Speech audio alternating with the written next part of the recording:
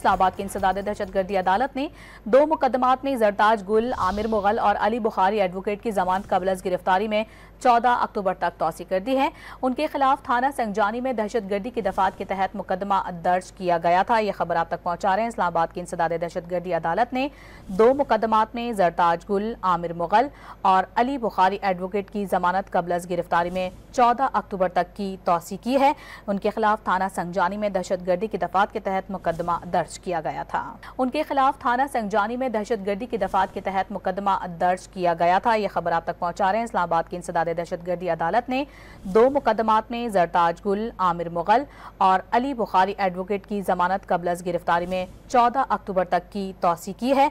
उनके खिलाफ थाना संगजानी में दहशतगर्दी की दफात के तहत मुकदमा दर्ज किया गया था। उनके खिलाफ थाना संगजानी में दहशतगर्दी की दफात के तहत मुकदमा दर्ज किया गया था। यह खबर आप तक पहुंचा रहे हैं। इस्लामाबाद की इंसदादे दहशतगर्दी अदालत ने 2 मुकदमात में जरताज गुल, आमिर मुगल और अली बुखारी एडवोकेट की जमानत कबल गिरफ्तारी में 14 अक्टूबर तक की तौसी की है।